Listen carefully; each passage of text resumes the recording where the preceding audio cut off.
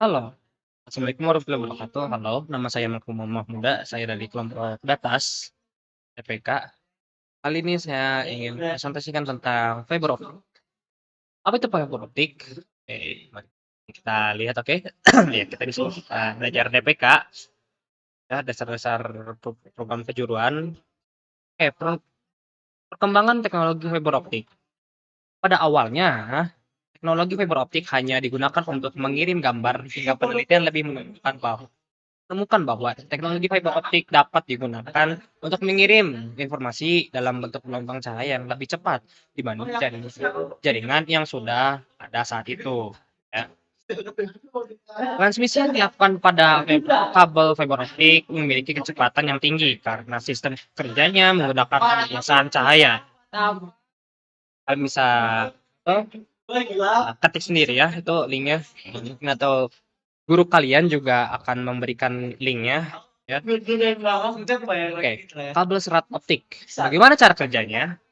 Cara kerjanya adalah kalian bisa di sini, kalian bisa nyala cek.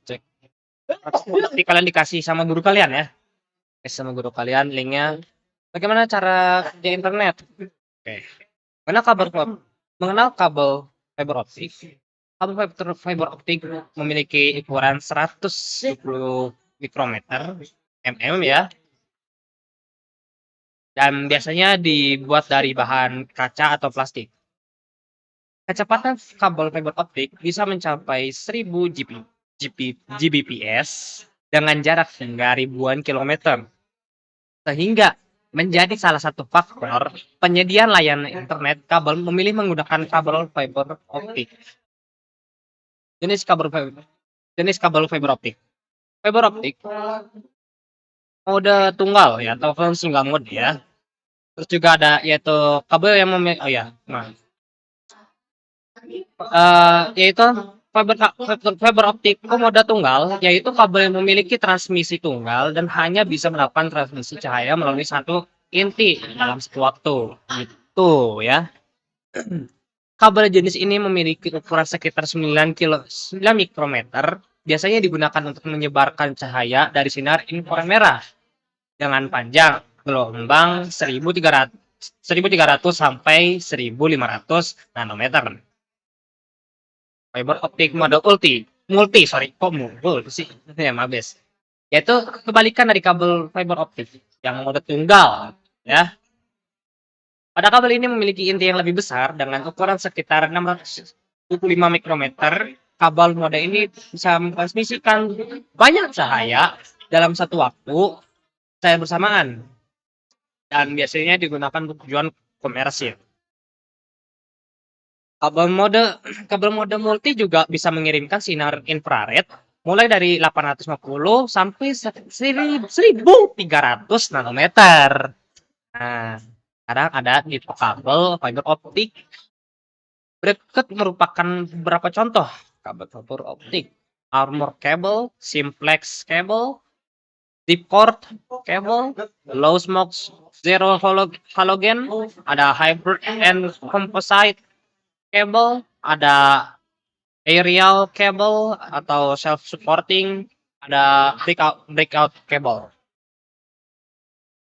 Kelebihan dan kekurangan fiber optik ya. Penting nih. Kelebihannya adalah satu, transmisi data dengan kecepatan yang tinggi. Dua, bandwidth yang besar hingga gigabit. Tunggu, kelebihan dan kekurangan. Oh iya, ini penting sih ini. Oke. Jangkauan wilayah yang luas, kabel lebih awet dari gangguan alam yang ekstrim. Biaya perawatan yang murah juga. Mampu menahan gangguan elektromagnetik. Fitur keamanan yang sangat-sangat kuat. Kan itu kelebihannya ya. Nah, sekarang kekurangannya nih. Ya, harganya paling mahal dibanding jenis kabel lainnya. Mahal ya guys ya. Terus proses instalasi yang rumit ya kan, udah kayak kalian outnya beli teh kotak gitu kan, harga 5.000 ya kan, yang tinggal kayak minum enggak gitu. Terus butuh investasi yang besar saat pemasangan. Nah, itu juga investasi itu penting banget gitu kan. Dan juga ada tidak sembarangan teknisi bisa memperbaiki saat terjadinya kerusakan. Nah, berbahaya juga fiber optik ini. Ya pokoknya karena harus belajar Cat3LH lah. Oke, cara kerja fiber optik. Cara kerja fiber optik adalah mengirimkan data dengan menggunakan aliran cahaya sebagai pengganti arus listrik. Aliran cahaya hasil konversi dari aliran listrik lebih aman dari gangguan elektromagnetik. Ya, ya guys ya. Aduh maaf guys, kameranya biasa ya. Fiber optik memanfaatkan serat kaca untuk mendapatkan refleksi cahaya yang tinggi. Nah, yang maksud saya itu berbahaya tuh karena serat kacanya ini, dimana kalian nanti kalau misalkan si fiber optiknya tuh dia bisa masuk ke apa ya dari masuk ke kan karena dia kecil banget bentukannya, dia tuh bisa masuk ke kulit kita, ya kan dari sini atau bisa gimana dari sini sampai ke jantung itu ya. Mendapatkan refleksi cahaya yang tinggi sehingga data bisa disebar dengan kecepatan yang optimal.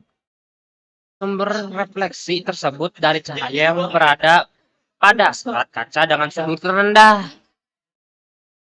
Semakin murni bahan pembuatan kabel fiber optik, maka refleksi cahaya yang dapat didapatkan semakin tinggi sehingga transmisi data semakin cepat. Lanjut, kenal peralatan pada fiber optik. Oke, ada fusion splicer, stripper, PM atau optical power meter ya.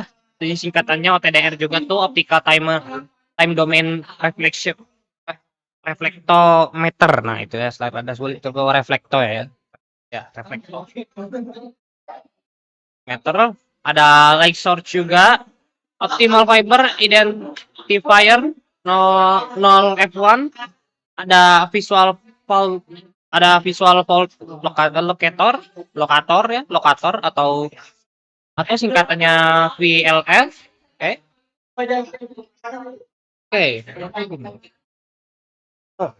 Oke, ya. Paling segitu saja dari saya, dari kelompok data. So, ya, sampai jumpa di pertemuan berikutnya.